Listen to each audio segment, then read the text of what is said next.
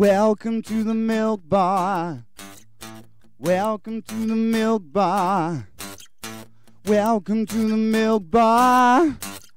Welcome to the milk bar. Welcome to the milk bar. Welcome along to episode 683 of the Milk Bar. Jason Forrest here with you as ever. And coming up on the show this week, Brendan from Code Strip, we'll be hearing from him, and some great ideas to go and visit TV show and film sets, which are located throughout the UK. We'll be talking Who, Zoo and Dinosaur World with Will Dorrell and finding out some of the fab stuff that you can do and enjoy your summer visiting a brilliant attraction just outside Telford, so only down the road from us here in Wolverhampton. Also, we've got an awful lot of music for you. We're talking to and hearing from the Parlour Creepers. Also, we're finding out about a world where music is out there in the wild, and a single that's a 12-inch that's been produced based on some lost tapes from 1982 by a gentleman who has recorded so many bits of music you would have heard but never realised was him. Is part of the show. The Amber Quills are the band. We've got Michael Burdett joining us to chat about that. And it's an amazing story. You'll absolutely love it. Plus, we'll also be hearing from When Rivers Meet. More fantastic music for us as they're out on tour and have a brand new live DVD out there. If you can't get to one of the gigs, it's the next best thing. That's all coming up on the show this week.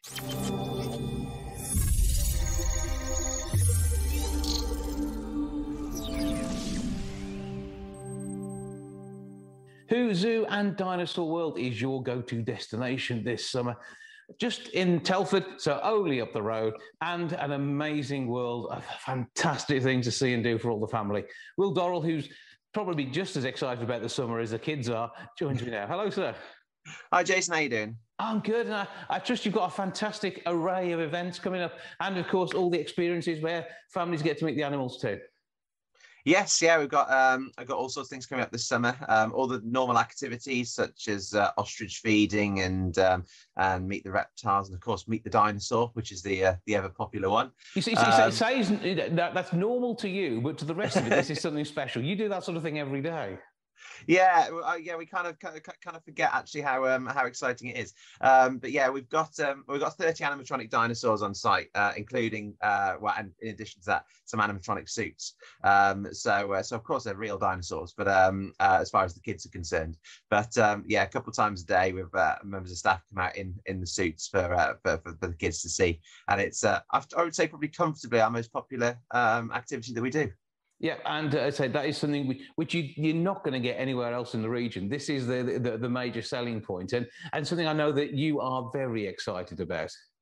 Yeah, definitely. I've always been a massive dinosaur geek ever since I was, probably a toddler, to be honest, certainly as far back as I can remember. I mean, obviously, my life sort of growing up has been all around animals and everything else, and they're still sort of the most important part of the whole sort of enterprise really to us. But yeah, the dinosaurs have an important role to play as well, and we particularly like to use them as an opportunity to in a fun way educate kids about extinction and obviously unfortunately what a lot of animals are facing nowadays as well. Yeah, fingers crossed no massive meteorites in the next few months. Mind you, the way the world's been going of late, anything could happen. But... Well, let's be honest, it would not surprise me. we wouldn't be shocked, but anyway, yeah. But obviously, it's a great educational tool, and it's something which they can't experience for real. Jurassic Park isn't real, just for anybody who's seen the films and thought it was a documentary. But it is great to get that understanding, and it tells us about evolution as well, and major extinction events. But equally, it shows how important the animals are we have around us. And you've got some great creatures to meet on your site.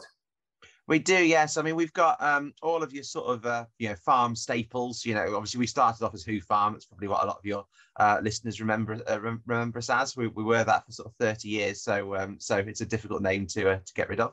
And yeah, so we're Who Farm for a very, very long time. We've still got all the farm animals, and we've also got a lot of your zoo staples as well. Your meerkats, lemurs, your birds of prey, reptiles, all that sort of stuff. But we have got some more unusual ones, even sort of animals that you don't see at some of the bigger zoos. Things like African civets, things like bobcats, servals as well, caracal. A lot of the sort of smaller cat species that don't necessarily get their time to shine at other places. We really use that as an opportunity to sort of show them off. And some of them we do VIP experiences with as well, which obviously have to be pre-booked and are now getting quite busy for the summer. But it's certainly worth looking on our website for those.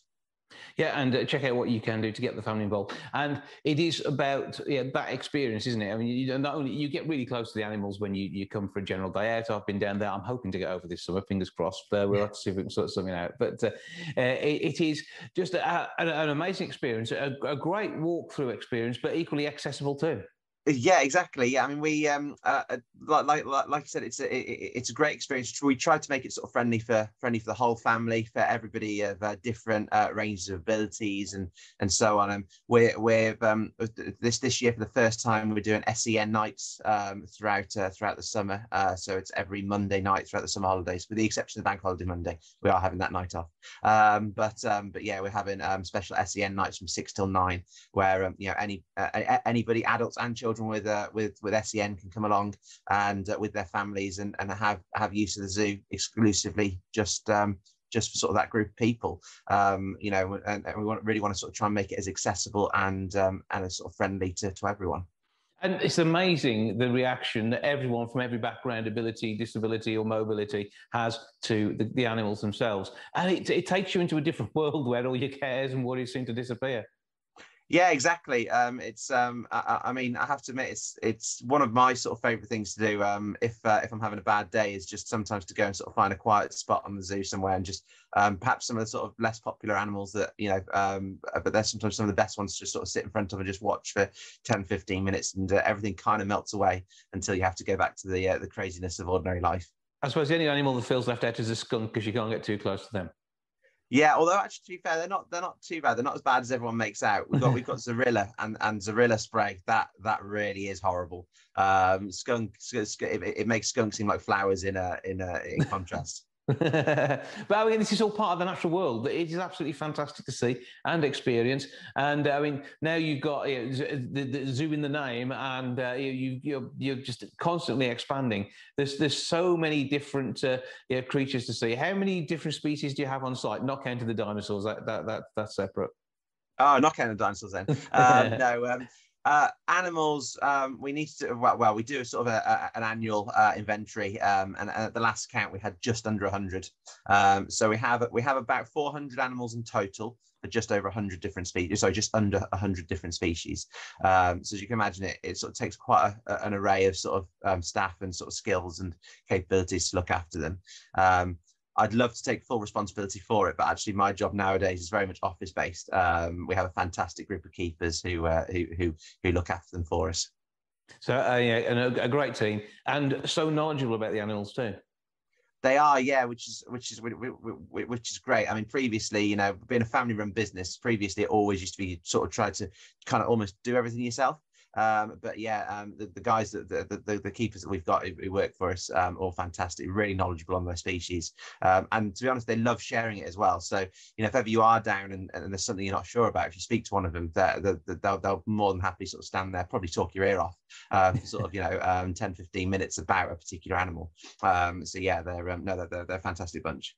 And of course, you got animal welfare at the heart of what you do. Yeah, well, like everything in sort of nowadays, and sort of going back historically as well, that is the most important thing that we do, which is why sort of, even though it was exciting bringing the dinosaurs in, we sort of really wanted to link it into the animals. But like I said, make it an educational tool, make it about the animals as well. And yeah, like you said, animal welfare is for us is the most important possible thing that we could that really we could focus on, for obvious reasons. Mm-hmm, naturally. Now, I know you love the creatures. I know you love spending time with them when you can, based on the paperwork that you have. But I say this is one for everybody to enjoy. Give us all the details on tickets and how people can find out how much it costs to get in. Yeah, of course. So all of the information is on our website, which is www.who-zoo.com. If you go to the old one, www.whofarm.com, that'll also work. So they'll both bring you through to the same website. So don't worry if you type that. All of our ticket prices are on there. They start at £13.95 for kids and £14.95 for adults. We do various discount offers for those who are in the services, so blue light card offers, military discount offers, and also for people who's local to Telford, TLC card offers as well. They're all on the website, and we do advise booking tickets in advance, which again you can all do through the website, because we do have a reduced capacity. We've sort of kept that reduced capacity ever since COVID. So yeah, we once we get over that, we can't allow walk-ins on the day, so it is worth booking in advance. But I mean, that in itself allows the experience to be even better, because you can get closer and you can see the animals more easily. And I think that's it sends the right message as well, doesn't it? That we're still in difficult times. Yeah, exactly. And, you know, when we did some research, as you imagine, during COVID, we had plenty of time to sit down and work out things. And we did some measurements and research and worked out that we could actually have over 10,000 people on site and still be able to socially distance. But we made the decision, obviously, not to do that. I mean, we've never in our history had 10,000 people here anyway. But we decided to restrict our capacity down to just over 1,000. Mm-hmm. So it does mean that, yeah, there's plenty space to spread about on site, and you know, we're quite passionate about that. We'd far rather make sure that everybody has an enjoyable experience than trying to cram as many people through the doors as possible. Yeah, it's the best way of working it, and it's all part of the ethos of what you're doing down there, and making sure that your environmental impact is right. And I know you work on that through everything from the coffee bars through to cleaning up the site after visitors have left. Yeah, exactly that. So it's one of the things that we're certainly passionate about at the moment, and going forward is reducing our carbon footprint, you know, as everybody is. So this year for the first time, we were the very, very first place in the UK to introduce a particular type of play equipment that is over, I think it's over 70% recycled materials. Mm-hmm. It's a particular climbing frame. We're the first place in the UK to have that, and all of our boring things, like all of our waste on site all goes to recycling. None of it goes to landfill. And we are in the process as well of going paperless. So we will be launching an app within the next sort of 6 months or so. Rather than having physical maps that we hand out on site, people will be able to download the map to their phone to, again, cut on that environmental impact. And I'm going to guess they'll be able to tell exactly where they are from the map as well, which is even better than trying to look at a bit of paper and work out where you are. Oh yeah, definitely. I mean, it's certainly going to be useful, because we do know that it can be a bit confusing walking around, and we obviously know it like the back of our hands. But yeah, we know for people who necessarily aren't familiar, it can be a bit of a nightmare. It's a huge blooming site. I think that's the thing. You've got so much there, so many places to go and see, and just places to chill out as well. From the farm animals through to the more exotic ones and the extinct ones in the shape of your animatronic dinosaurs. There is something there that's going to excite and entice every member of the family, and then you'll have an absolutely fantastic time when you visit Who Zoo and Dinosaur World. So give us that website again. Yeah, it's www.who-zoo.com. So that little dash hypheny thing in the middle between who and zoo and a .com on the end. And you will be preparing yourself for an amazing day out, one for all the family, and all those different opening times. And the occasional cinema experience as well. That's right. Yeah, we've got another one coming up at the end of August, the August Bank Holiday Sunday. We're showing Jurassic Park outside on a big, massive cinema screen in amongst our dinosaurs. It's a fully interactive experience. So we'll have dinosaurs moving throughout, live actors. I don't want to give too much away, but it's definitely a fun experience. We've done a couple now, and each one's gone down fantastically. So yeah, tickets for that as well are available via our website. You just go to the book tickets link and you'll see the option up there. Yeah, and not to give too much away as well, but he has got a bit of a geeky Jeep that ties in with all this as well. That's a will for you, though. So if he can, he will. But there we are. Yeah. Thank you, sir, for joining us. Have a brilliant summer. I know it's going to be busy. And you say you're one of our amazing go-to destinations in our region, and well worth keeping the cash within the Midlands. No problem. Thanks very much, Jason.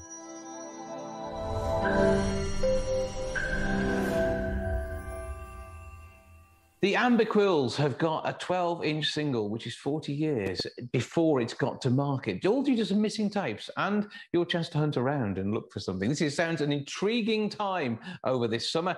I've got Michael Burdett to tell us more. Hello, sir. Hi, Jason. How are you doing? I'm okay. Now, there's a story of intrigue and mystery here, and I hope we're finding you sort of excited by this and feeling good about what is an amazing musical story. It's the completing of a circle, if you like. Literally in plastic. Very fair point. Vinyl. But Uh, I started off musically in the least rock and roll story you'll ever hear. I joined the punk band London in 1977. London featured John Moss, who went on to be part of Culture Club. Mm-hmm. And we started rehearsing, they'd just been touring with the Stranglers. And I joined, and we started rehearsing, ready for the first gig. And I sort of realized, I was 17, these were bigger boys. And as I heard more and more tales of life on the road or touring with the Stranglers as they'd just done, I just became scared. And I thought, you know, I'm not for this. And in the least rock and roll story ever, I got my mother to phone the manager of the band, Simon Napier Bell, to say I wasn't available to play live. And so stage fright became a thing. So some 5 years later, I formed the Amber Quills. I was now singer. And again, you know, for a year we rehearsed and we honed our material. Record companies started becoming interested. And I just realized, you know what, this isn't for me. I loved recording, loved writing songs, but the idea of getting on stage singing just had no appeal whatsoever. The music industry is predicated on two very distinct things. What do you sound like and what do you look like? And I have to be honest, the what do you look like thing didn't grab me. And so I brought the band to an end and we never released anything. And for 40 years, I've had these multi-track tapes. I've had a 40-year career in music behind the scenes. I write music for television and theatre and dance and film and documentaries. I've had these multi-track tapes staring at me, thinking I should finish those songs. We never finished them, and it would have been one of those things I would never have got round to. But I had a flood just before lockdown, and I lost most of my tape archive. And you know, it wasn't the Mr. Blobby tapes that bothered me. It wasn't the adverts for Frosties and Pringles and British. It was the Amber Quills multi-tracks. I found a company at the start of lockdown who dried and restored tapes. And that's what they did over a long period of time. They dried this tape very, very slowly, very gently, and everything was still on there. And the drums, the bass guitar, it was all there. And so in the breaks in lockdown, I decided to finish these songs. And fortunate, a 40-year career in music, I've worked with some fantastic people. So one of David Bowie's keyboard players, singers who've worked with Paul McCartney, Tom Jones, backing singers, and Simon Hanhart, who produced Perfect Day, the big hit for the BBC, mixed it. And so that's what we've ended up with, a single of Chords and Candies, the first track to be released. There's, as you say, 12-inch singles, which have got two alternative mixes, and that's the only way those alternative mixes are available on the limited edition 12-inch single. There's only 1,000 of them. And obviously Chords and Candies itself is available on all the normal download places. You can also go to the amberquills.com and download the track for free. But the 12-inch singles interested me. They are numbered. So number 1 is the most collectible and hence the most expensive. And number 1,000 was on sale at 10p, postage and packing free. And they go up in 10p increments. So that was kind of fascinating. The other thing, and you alluded to it, is that as a tribute to 1982, 40 years ago, since it was initially recorded, I thought it would be a good idea to have 82 specially pressed copies marked hidden copy and travel around Britain and secrete them mostly in charity shops and then post clues as to where they might be by sending obscure photos of the front of the shop. I decided to do this at a time when petrol wasn't quite the price it is now, but I've just returned. And do you know you can do mainland UK in 10 days? Well, there you go. That sounds like one heck of a tour, and the only tour you were going to do as a band, as it were. So absolutely. I like that idea. Yeah, and there's what I did, if I went into a charity shop and all their records were £4, I felt there was no harm in going in with a copy under my jumper and just slipping it in there. But then I felt a tad guilty that these records might have some value to them. And so then I started secreting some of my own vinyl collection in there. And and I was sort of putting records in thinking, no, I want to keep hold of Elvis Costello's first album, but there you go. So 82 hidden records later, they're out there and people are starting to find them. And it's so lovely. People are following the Amber Quills on social media, on Instagram, Facebook and Twitter. And yesterday I heard from Paul in Nantwich saying, I've just found one of these in the Red Cross Society shop in Nantwich. And somebody just found one in a hollow tree, which I'll post about later. But I don't know why. I think I do know why. It is curious, just sort of casting these things out there and then suddenly seeing them come back. And it's been a joyous experience. And I hope it doesn't subsume the music itself. But the thing, I think the two things run hand in hand, and it sounds it is novel, it's interesting, and it's giving the music even more of a story, apart from having to be rescued from bobbing along in the basement with the water issues that you had. Yeah, absolutely. And now, this is a band though formed out of school friends getting together 5 years after you probably left school. So how did the rest of the gang feel about this? They are incredibly supportive. I pretty much. Was just allowed to plough my own furrow, and they've been brilliantly supportive. And four school friends, me, Tim, Dave, and Neil, and we met at school. We were actually in 3 different years, but I do remember back to the rehearsals, and it was quite intense. But it was just a joyous time. It was a joyous time, and it. It's one of those things. I've stage fright. Bizarrely, I do a spoken word show now about a book I wrote about Nick Drake, and I've done 150, 200 shows, and I have no issues with stage fright at all. And I think the difference is the spoken word. If you say something incorrect or you possibly offend somebody in the audience, you can mend that. You can mend that there and then. You sing a wrong note, and it's out there forever. And so I think, in the last 40 years, they've invented auto-tune. Maybe now I wouldn't have that issue. Well, right, the audio that's out there proves you don't need auto-tune. The work that you do, I mean, it's an amazing career as well, though. And it would have been a great loss if you hadn't been producing music in some way or form. Because as you say, you've done so much. What apart from the Mr. Blobby stuff, what do you think stands out for you as a highlight of your career? Do you know? I co-wrote the theme tune to Homes Under the Hammer, and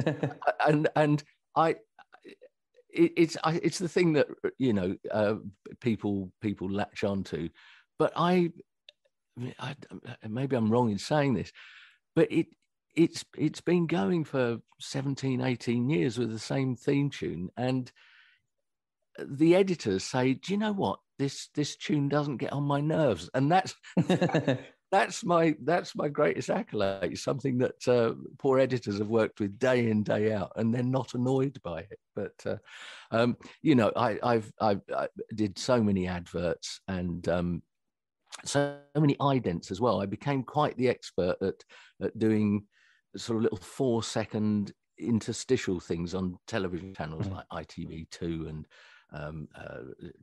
Channel 4, and just so many things, Sky Arts, yes, it's been interesting. But there's been contemporary dance, there's been esoteric Polish films, there's been all sorts of theatre productions. But yes, music is, and it's only now, and I don't know if you're the same. Is vinyl part of your life now? I want it to be, but I haven't got anywhere to put the player at the moment. I'm working on that. I'm going to have a room which will be able to accommodate one in the not too distant future. But so vinyl is something that I grew up with.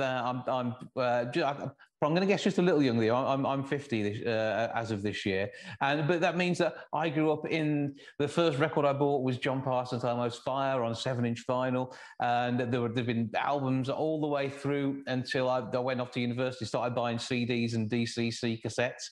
So I've loved every little nuance that the music industry has thrown at us. And I rue the day that you couldn't pick up a piece of music, hold it, and then play it rather than just clicking a button. And although it's great being able to shout out to my device, play the Amber Quills, it's still it needs to have that physicality because music is so real to us. And that's a really fair point. I mean, it's a hackneyed old argument now, but people of our or my generation, so many are returning to vinyl, and it is actually that having to commit to make a choice. On digital places you can just skip, but committing yourself to a side of vinyl and then being able to read the notes, and find out who's playing on it, and what's the drummer's name, and so on and so forth. And the artwork, of course, is magnificent. But I spent 35 years not listening to music, and that was, I don't know. I'd only really listen to music if an ad agency said, "Oh, we need it to sound like, the sort of thing Madonna's doing now, mm-hmm. or this string quartet or whatever." And so you'd reference stuff. But for pleasure, I'd say music disappeared out of my life, really. But and that's easy to do working in radio as well, because although we get to share some amazing songs and things with people, we're normally waiting for it to finish because we've got to do something else. And that is the wrong way to treat music. We should be like our listeners and making the most of it. And I think that's something which, when you work in the industry, you do often miss out on. Well, it's one of the greatest facts that most of the people I know who work in television, the one thing they don't ever seem to do is watch television. I think that's why you get a raft of programs of the same, genre. Something gets made, it becomes successful, and bang, everybody's doing lookalikes, Well, I don't think everybody's going to try and drown the original recordings of their tapes to get to the same point as the Amber Quills. I think that is unlikely to happen. However, it's a benefit that you were able to get these things dried out and get the singles out there, and the 82 in charity shops and tree stumps and all sorts of things across the UK as part of the tour for the Amber Quills. And who knows what can happen next? Is there more material on these tapes that we might get to hear? There is. We've just finished 2 more tracks, and watch this space, really. The Amber Quills seems to be, Chords and Candy seems to be getting a bit of traction, and people are enjoying the hunt, and I'm really enjoying that. Somebody emailed me yesterday to say, "I've worked out from one of your clues there's a copy in a certain shop in West Wales. I'm not convinced I'm going to drive 250 miles to a charity shop that may or may not still have it." So it's creating a bit of fun, I think.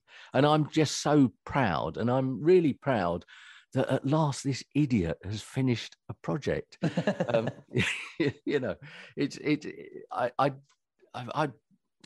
I just like the fact it's a completed piece of music. That in itself is part of the excitement. So give us all of the socials and where we find you and everything else that ties in with the project.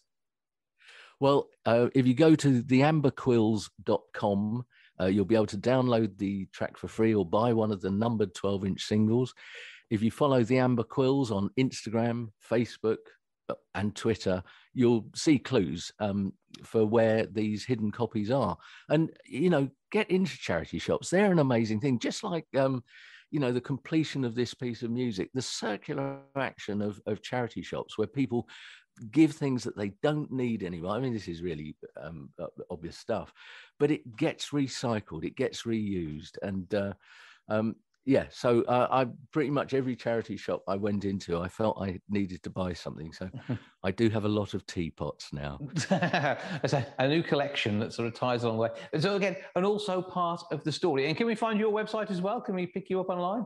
You can michaelburdett.com, but that's traditionally just somewhere where people come if they want to, get some original music done. But yeah, I would say the amberquills.com is the place to be, and you can read all about the story. Well, it is an amazing story in itself, and one which is out there in the real world, out in the wild. The Amber Quills doing their thing. Michael Burdett, thank you so much for joining us and for your perseverance in this project. Oh, Jason, thanks so much, and it's a real delight to be here.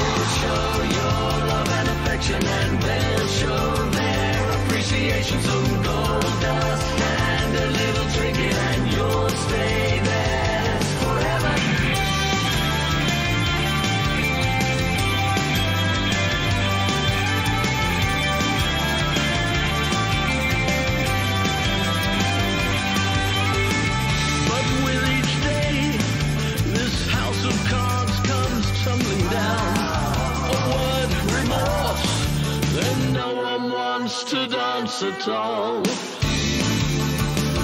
I know more than you do. I know more than you could do. No more working hard. No forever in demand. And they never sense it's all the game of chance.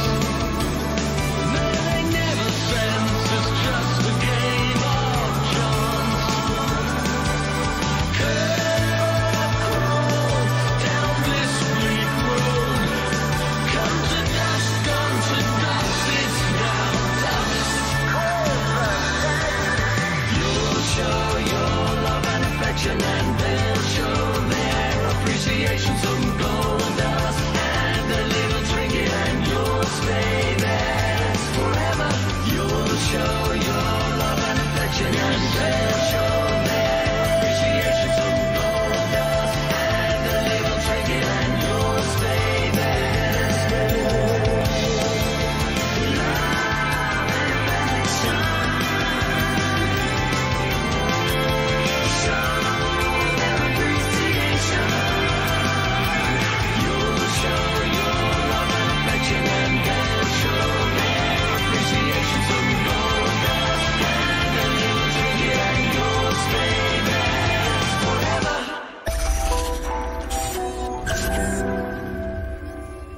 When Rivers Meet are out on the road over the whole of the latter part of 2022, they're going to be here, there and everywhere. And they've also got a DVD and an album and so much more besides. I want to share it all. The Flying Free Tour is what you're looking for. If you're Googling it, if you're looking for the band, I've actually got two of them now, Aaron and Grace Bond. Hello to you both. Oh, how you doing? All good here, and an amazing time with the music. Tell us what's been going on. Wow. We've had a pretty busy last couple of years, to be honest. Yeah. So we put an album out at the end of last year. So that was Saving Grace, which has done amazingly well. We're so happy with how it's been received.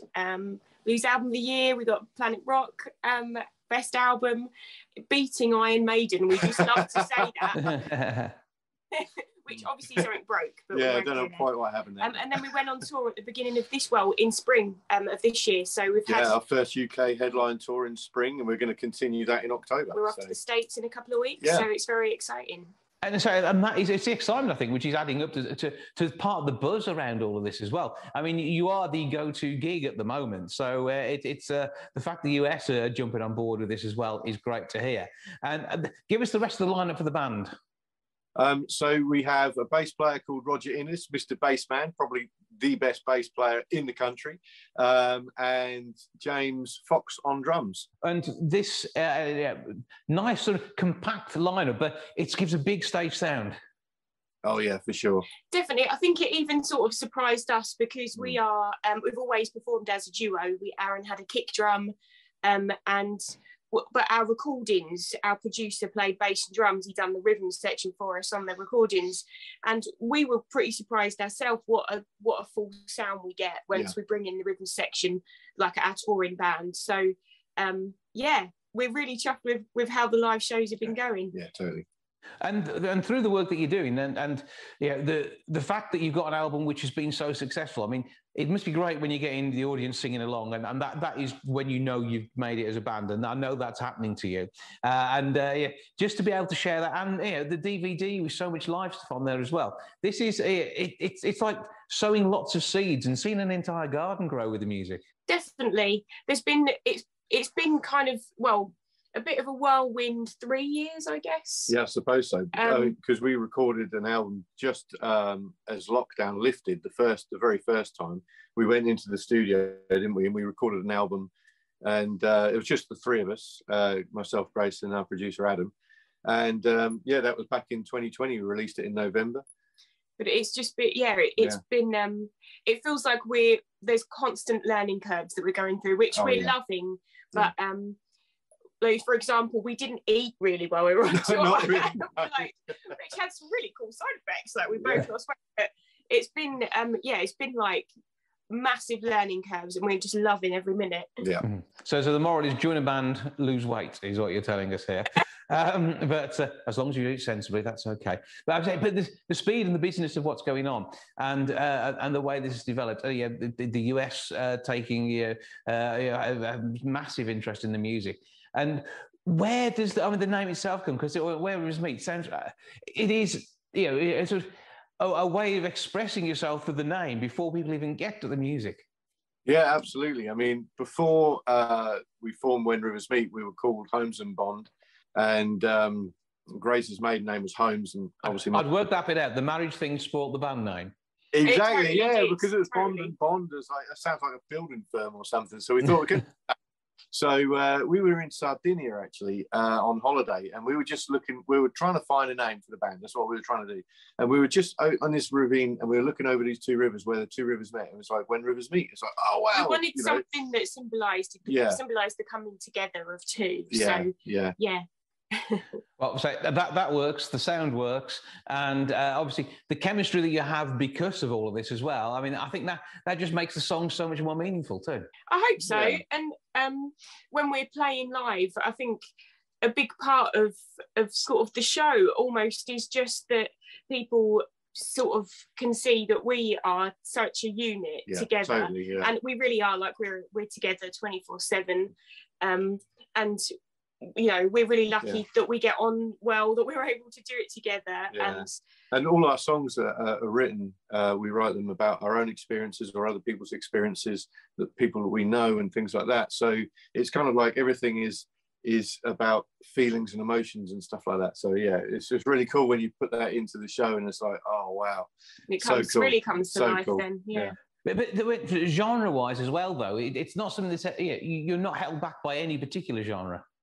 No, we've got massive influences from not only blues and rock, but also from Americana and country and folk and all that. And we just literally blend it all together. They're our influences, aren't they? Yeah, and I think because I play mandolin, even though electric mandolin with a slide a lot of the time, but I play mandolin and violin, it really brings in some different colours. Yeah. And even though we've done well, you know, we've got some great rock awards and some great blues awards, there's definitely like other influences, and we don't feel that we need to be anything in particular, to be honest. Like, we just write music that we like, and we hope then that other people will resonate with it. So well, that's going well so far. So fingers crossed that continues, and we can continue to see the sort of experience that we're having so far. So you're in the US in the not too distant future.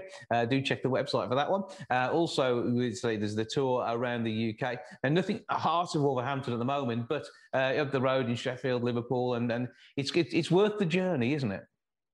Oh yeah, definitely. I mean, we just love gigging. So and we hope that really comes across when we're playing. So, and even though it's not something you want to say, but we were pretty anxious to go, because this was our first headline tour, first time we've toured with a band. Anything at this level, we've never done anything at that size, and we've had such a great reaction. So it is like the tour, it's gone so well. And we've enjoyed every minute of it so far. Yeah, and it's really felt like there's so many like. It feels like a real community that's grown. Like we have Facebook meet-up groups for every show beforehand. There's a lot of friendships that's been built, and it feels more like, I don't know, it's also a case of like when we was online, we was doing everything online for every week during lockdown and things like that. We got to know so many people and so many names, but we didn't know what people look like necessarily. And then they were coming up to us at the show afterwards, and we were like, "Oh, it's so and so." Yeah, it's so great. And that was the same for other people as well. They've been chatting online, and it's just been so much fun. Like when we've had like grown men in tears at the end of the show coming up to us, we're like, "Oh my God, this is amazing." So cool. Well, I say the music is more than cool. I think if we stick an Uber call in front of it, it's everything but the taxi home. So that'll be well worth a listen. So we're going to take a track. What should we listen to? I've got the whole album in front of me, so give me your choice. Well, I think my favourite song to play out. Grace, are you okay with doing his favourite song? Is that all right? Are you all right with this? Yeah. Or do you want to choose? No, you're fine. All right. Did I break the law? Is my favourite, Okay, I Break the Law. That's the track we'll listen to. And you've got a little video clip online as well. People can find that just by searching for you on all your socials and on the website. Give us those details too, please. Yeah, so our website is whenriversmeet.co.uk. You will find all of our links on there. Like I said, we've got the live album and DVD taken from the first leg of the tour, which actually comes out next week, end of next week, sort of 29th. So yeah, there's a lot going on at the moment. Yeah, huge amount. So that's going to be absolutely massive. Take a listen to it, enjoy the music. We're going to do that now. But for now, Grace and Aaron from When Rivers Meet, thank you for joining us. Thank you. Cheers.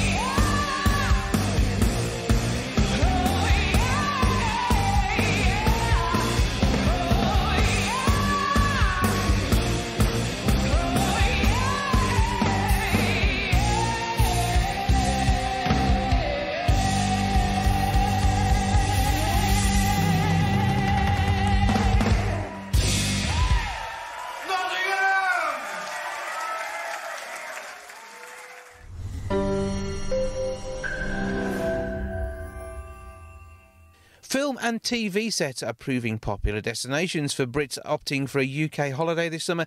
Someone for whom his own TV set is actually the coach he travels round on, his tour guide from Coach Trip, Brendan Shearing. Good afternoon. Good afternoon, Jason, and good afternoon to all your listeners. Well, thank you for joining us. It's always good to speak to you. And we've got, hopefully, a fantastic summer ahead. The weather goes here up and down a little bit. But an air-conditioned coach followed by an air-conditioned car once you've got to your destination are brilliant ways of enjoying your tour around the UK. Yes, and a Europe Car have done a survey, actually, Jason, and 26% of their people that they surveyed are having a holiday in the UK, a staycation. And of that, 76% of them would like to visit a TV location or where a film was made. And it's quite big business at the moment. They're going everywhere from Alnwick Castle to Downton to see Highclere Castle at Downton, and then they're also travelling to Northern Ireland to see where Game of Thrones was made. You know, I think people are just obsessed with, you know, with their fans of certain programmes. They're just obsessed. They want to see where it was made, where it's situated, and of course, Europe Car have a fleet of vehicles to take them.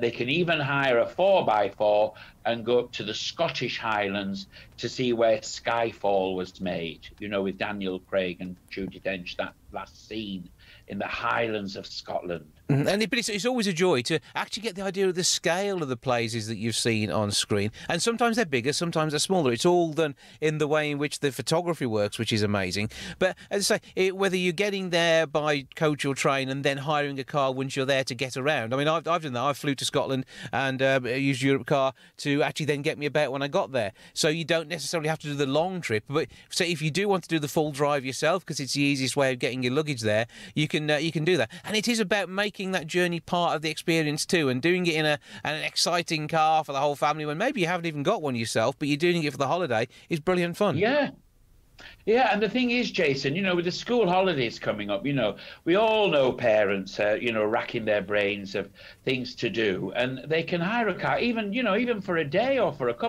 2 or 3 days. You know, you don't have to hire a car for a whole week or 2 weeks. You can hire it for a few days and plan your trips out, you know, with the kids, and you can go and see these marvellous TV locations. I'm talking to you at the moment, Jason, from Yorkshire, so you can imagine Heartbeat was made up on the North Yorkshire moors.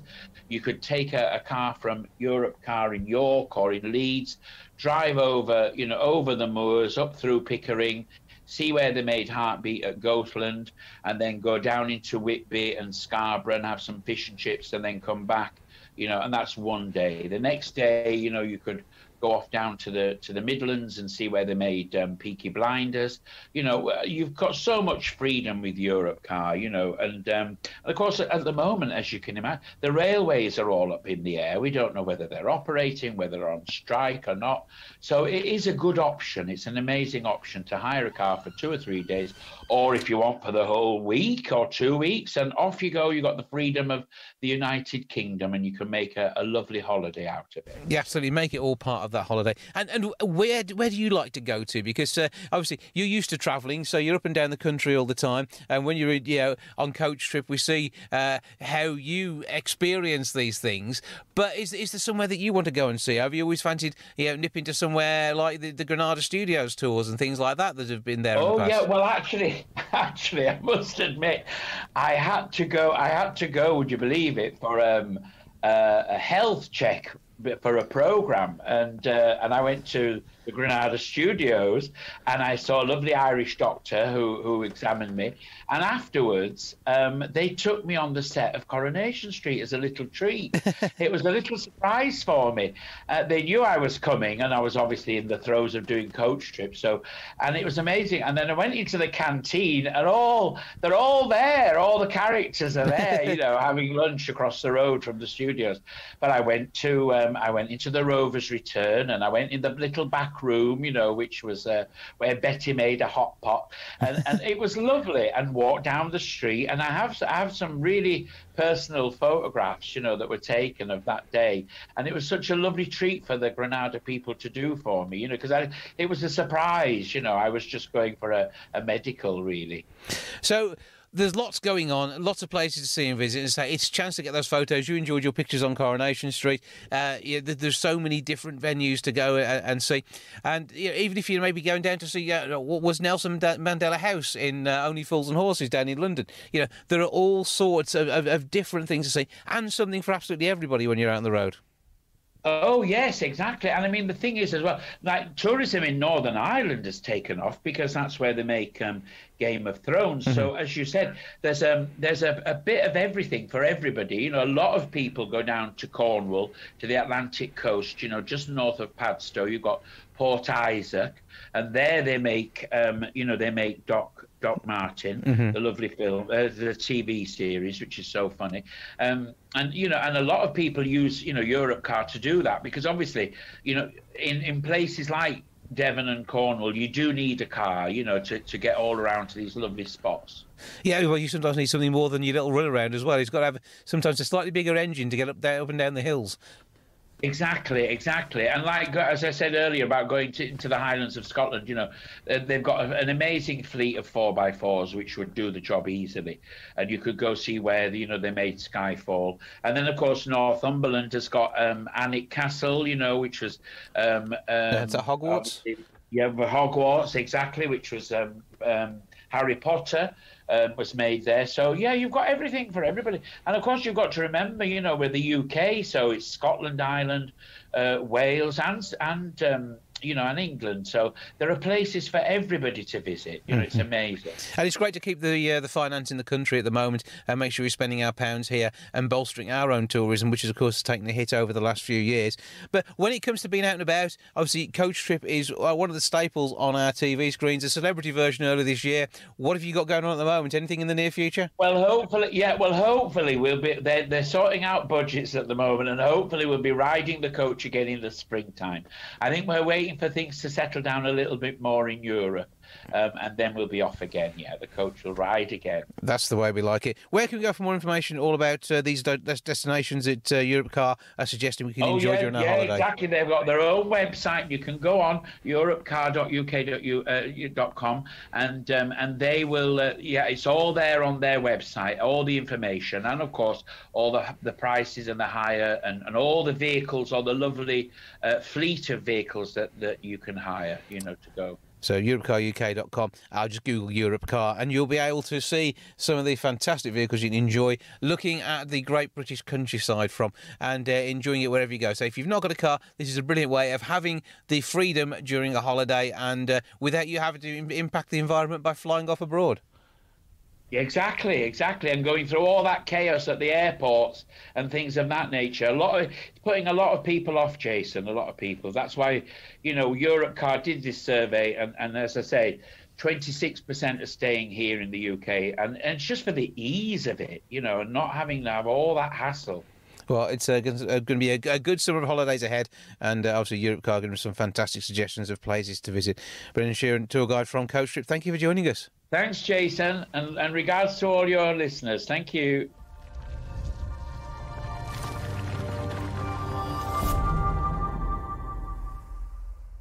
Parlour Creepers have their debut album out there, exciting the world. I'm joined now by two of their number, Matt and Ems. How you doing, boys? Hello. All right, Jace. How you doing? Oh, good here. So we're missing Andy. What's going on there? What have you done with him? He's poor. I told him not to go anywhere, but he went somewhere, and we don't know where he is. He's hiding somewhere. This is what you get, guitarist. What can you do? So, Matt, I'll let you start. Give us a bit of the background to the Parlour Creepers. Well, basically, we're a three-piece heavy rock band from Dudley, and I'm the bass player and the singer. We've got MZ, who's in the call as well on drums. And Andy, who's the one who's who's poorly, he's the guitar player and backing vocals. We've just released our debut album called Parlour Creepers 1. And there it is. thanks for having us on your show and letting us promote it a bit. Whatever, and we'll hear a track from it in a short while's time. But I mean, when it comes down to what you guys are doing musically, I mean, I've known Andy and yourself, Matt, for absolutely years. We're talking probably more than a decade now, I'm going to guess. It's got to be 15 years I've known you two. Yes, yeah. Well, yeah, because, it has, easily, I'd say. And when you've done solo work and been part of bands in the past, always impressed. And I think music is basically in your blood, isn't it? Oh, well, maybe.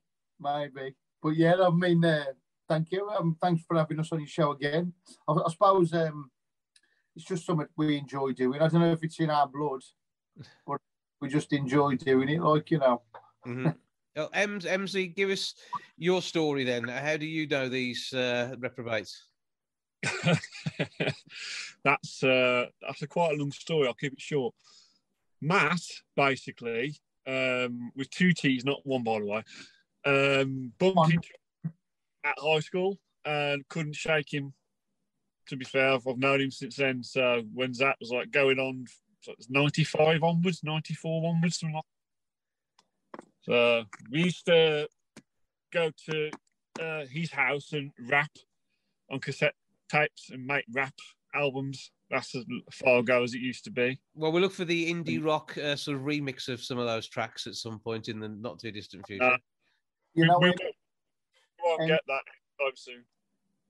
It was because I was trying to start a band when I first got into music and that, and we found a bass player and a guitarist, but we couldn't find a drummer. So I asked Emsy if he fancied learning the drums, and he did. And we was in the band together in our first ever band with Emsy, and then we split up, and years went by, and Emsy just stopped playing the drums more or less. And then when we started Parlour Creepers, more or less the same thing happened with me and Andy. We wanted to carry on after Saturday morning, and Andy was already a guitar player. I says I'll play bass, and I thought we need a drummer. So who do we go back to? Emsy, and of course he's come in, and that was it. Parlour Creepers was born. And gigging as well. Are we expecting much on the on that sort of festival front over the summer, or?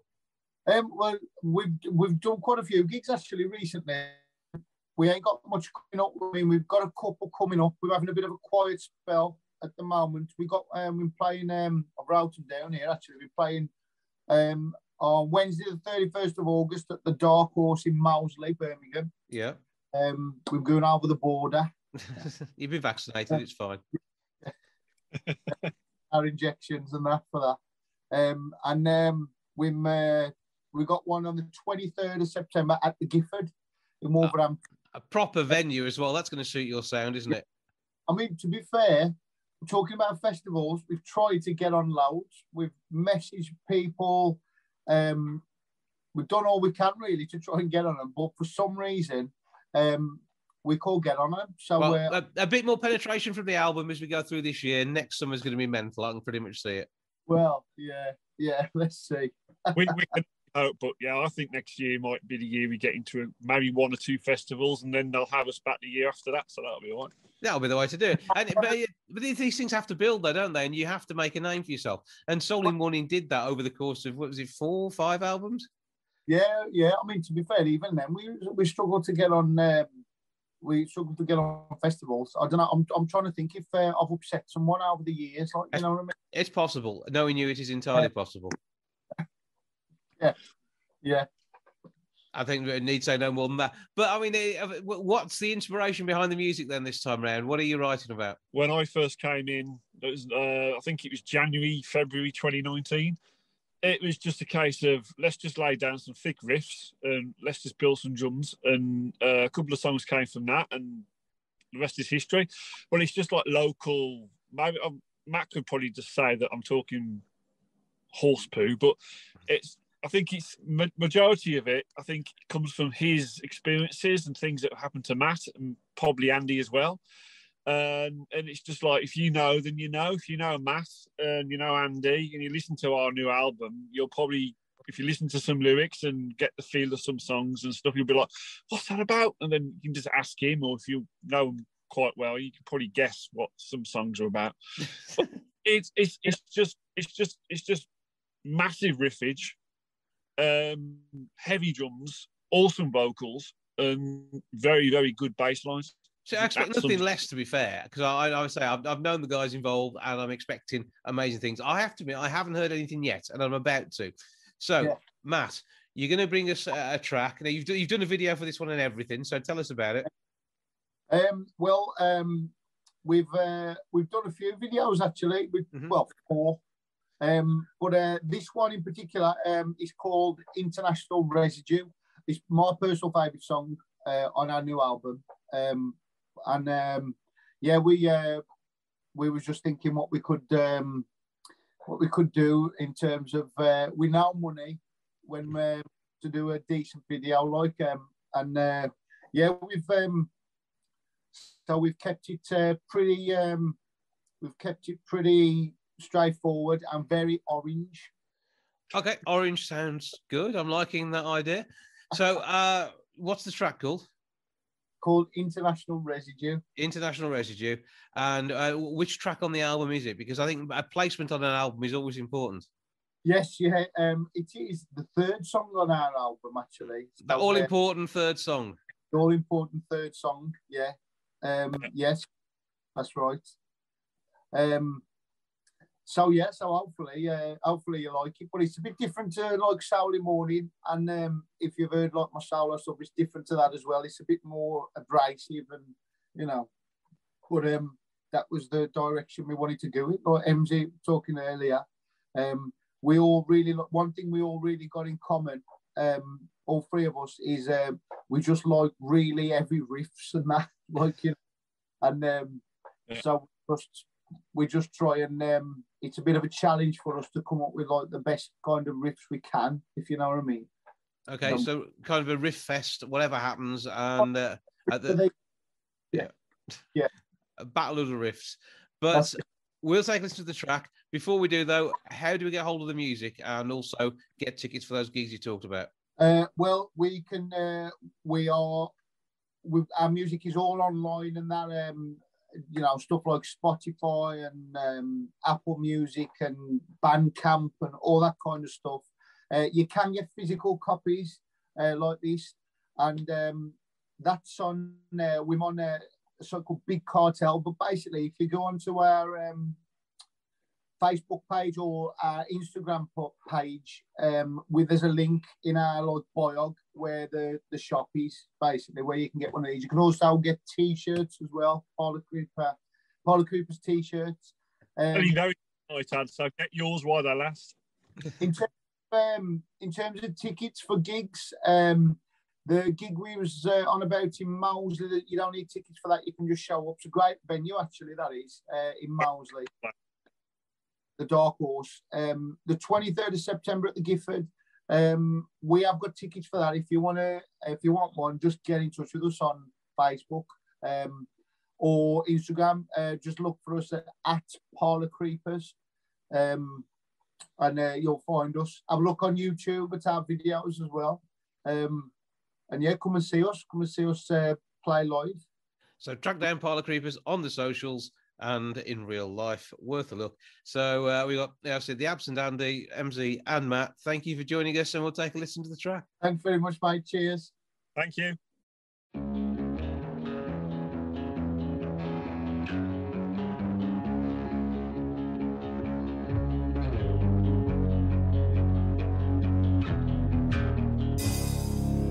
Listen up!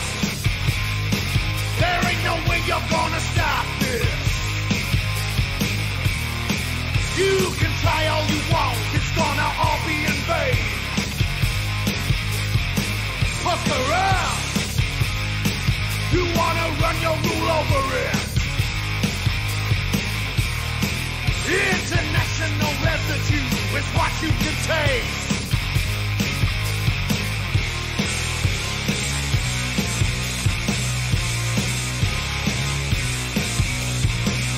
Yeah!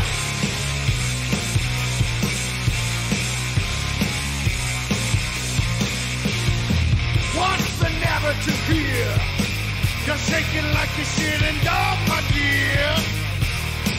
You wanna know what's my game so you can play it by ear.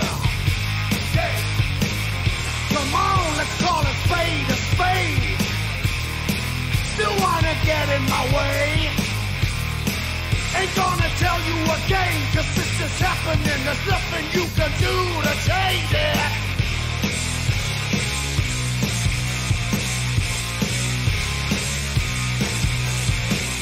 Yeah.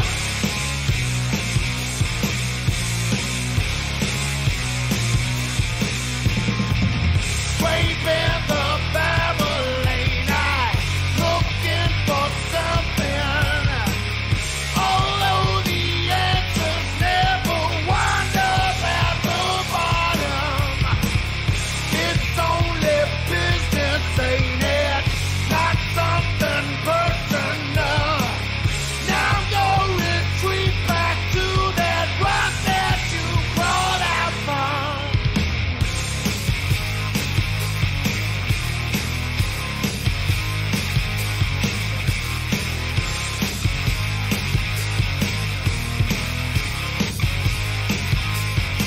That's what's up. You should have remained anonymous. 'Cause I'm gonna need something to wipe with during the pending apocalypse. I'll go on if you will just let me finish. You really ain't heard a half of it. I want to take over the world, and when I do, I'll tell it all, 'cause it's all got the business, ain't it?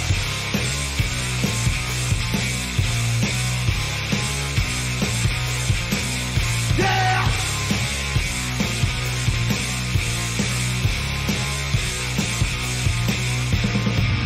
Scraping the family night, looking for something. Although the answers never wind up at the bottom, that's where I'm going, ain't it? Back to the floor. Oh Lord, have mercy on this non-believing whore.